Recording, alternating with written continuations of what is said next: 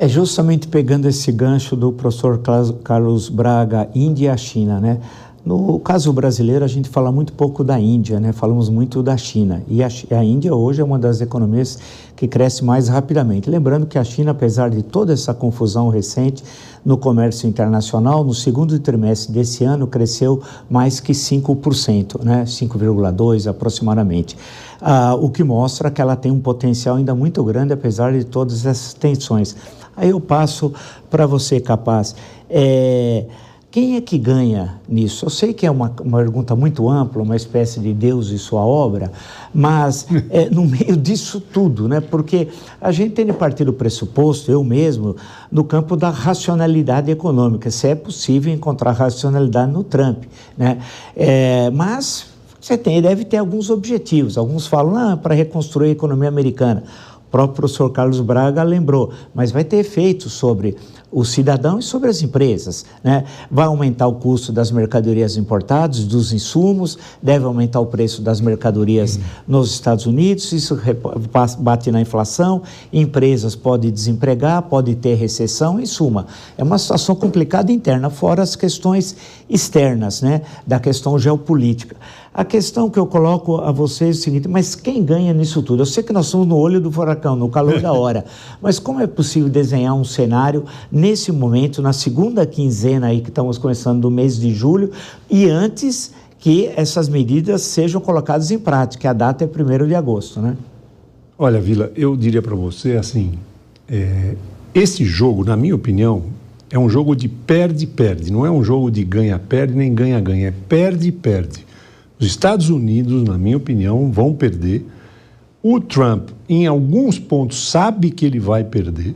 Ele olha essa questão colocada mundialmente e, no fundo, ele, inclusive, em algumas situações, usou este tipo de atitude para tirar do foco problemas que ele estava enfrentando internamente.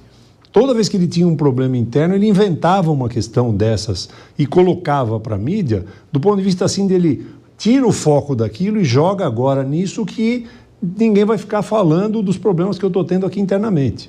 Então, você olha e vê, porque a lógica desse processo, se fosse como o professor comentou, a gente estava comentando aqui, que os países onde você tem déficit, você vai tentar reverter isso numa negociação, não numa imposição. Você pega, por exemplo, o caso no Brasil dos peixes, o pescado. Pescado ia embarcar, 70% da produção de pescado nossa vai para os Estados Unidos. O presidente da Associação Brasileira de Pescados, ele estava dizendo a infâmia que é suspender esse embarque para lá. No caso da safra de manga, o pessoal que planta manga no Nordeste estava numa situação dificílima, porque é uma safra, você colhe e encaminha ela para os Estados Unidos, você está com tudo preparado, de repente faz o quê com uma safra dessa? Laranja, 70% do consumo de laranja nos Estados Unidos é do Brasil.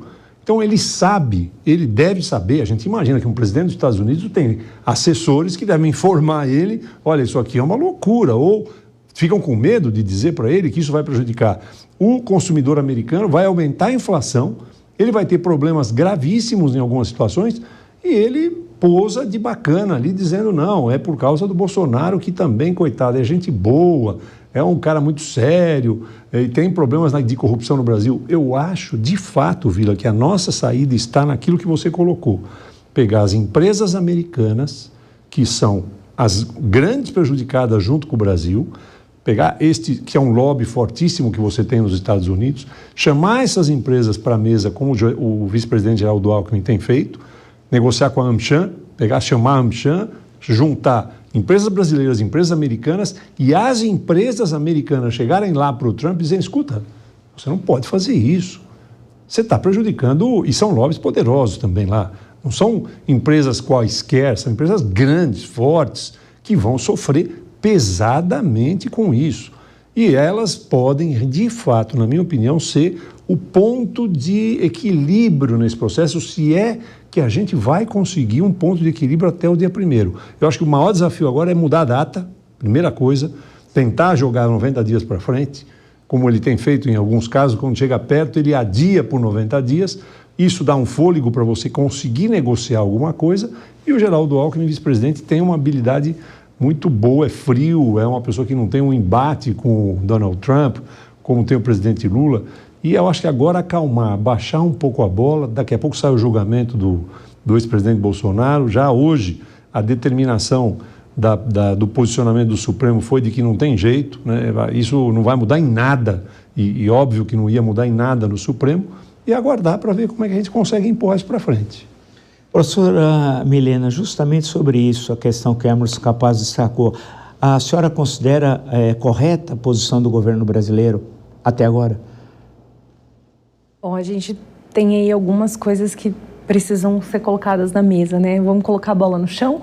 Sim. E por que eu estou dizendo isso, né? A gente, inclusive, da outra vez que a gente veio, era para falar do conflito do Irã, mas a gente chegou a falar sobre um posicionamento do Brasil de uma maneira tradicional na nossa política externa, que é: o Brasil tem uma tradição de buscar a solução de conflitos, a resolução de conflitos. É raro um posicionamento do governo brasileiro, e isso depende dos governos, que seja impositiva, que seja de um alinhamento automático com os Estados Unidos ou de um alinhamento ideológico. Então, eu vejo como uma decisão que temos que negociar, não podemos ser subservientes, mas temos que ser ativos, uma diplomacia sintonizada, uma diplomacia afiadíssima, porque precisamos negociar esse adiamento, mas também considerar que no Brasil a gente tem um cruzamento de informações que é a manipulação informacional, né? Ou seja, a gente está falando de uma questão política interna que está sendo utilizada como forma, né, de divulgar o que está sendo feito, como o Trump está ao lado do povo brasileiro, enfim. Mas, de toda maneira, a gente não pode ignorar que isso está acontecendo, né? E esse clamor do público, ele pode também atrapalhar em muitas coisas. E aí eu estou pontuando isso porque esse adiamento de 90 dias, se conseguirmos, também muito vai coincidir com os próprios períodos aí do julgamento do ex-presidente, ou seja, agora vai vir a fase da defesa, né, dos réus, e aí depois a gente tem o julgamento que vai começar. Então é possível que esse processo seja até setembro, outubro. Então esse adiamento também pode coincidir, inclusive, com esse processo interno. Ou seja, nas disputas de narrativas, apesar de eu não gostar desse termo, a gente também ainda vai ter que enfrentar essa disputa de quem está com o microfone na mão, quem é que está coordenando de fato as relações internacionais do país.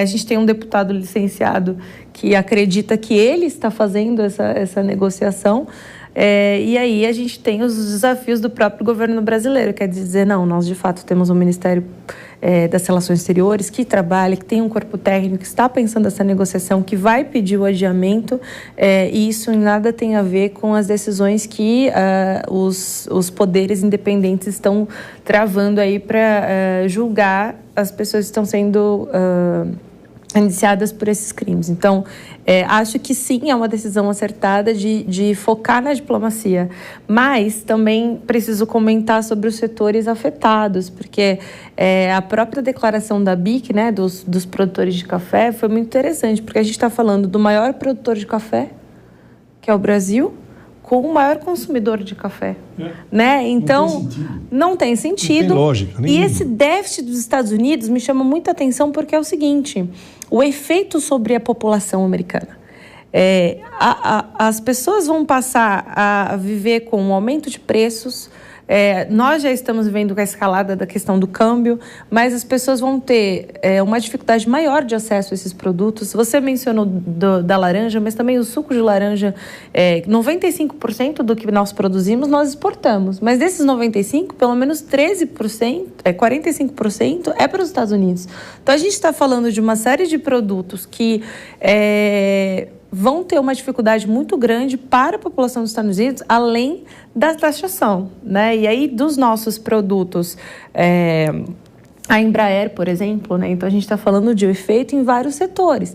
A Embraer, que vende aeronaves para os Estados Unidos e que outros países do mundo não têm uma capacidade aí de demanda para o tipo de aeronave que a Embraer está vendendo para os Estados Unidos. Então, como fazer, né? No dia do anúncio já caiu 9% das ADRs da Embraer. Então, a gente está falando de vários setores que são estratégicos. Então, acredito que seja uma boa ideia se unir a empresas que tenham uma capacidade lobista grande nos Estados Unidos, mas o Brasil também precisa, em paralelo, pensar alternativas que possa fornecer a esses setores que estão sendo afetados no Brasil. Nós não temos condição de sustentar subsídios para toda a indústria de suco de laranja, por exemplo.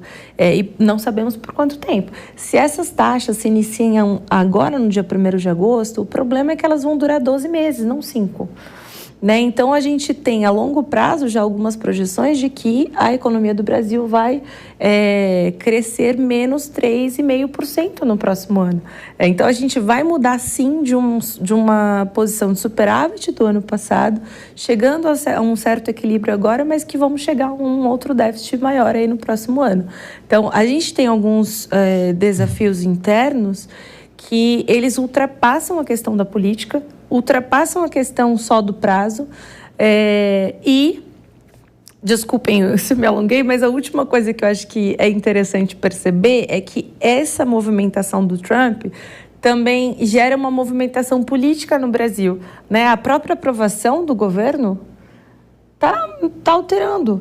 Né? E não porque o Lula tem feito coisas para mexer nessa aprovação, mas porque o próprio outro lado está subindo com um discurso que está afetando os setores da economia que, historicamente, não são aqueles que se posicionam ao lado de governos mais de esquerda, digamos assim. Mas eles estão um pouco sem saída. Então, dessa vez, a gente está vendo alguns empresários, né? Não é uma questão de apoiar um lado ou não, mas é dizer, olha, nesse momento estamos sendo afetados, precisamos que o governo negocie essas tarifas, né? Elas não podem se manter, porque, do contrário, seremos muito afetados. Então, a gente está falando aí de situações que vão para além da política, mas que não dá para separar totalmente.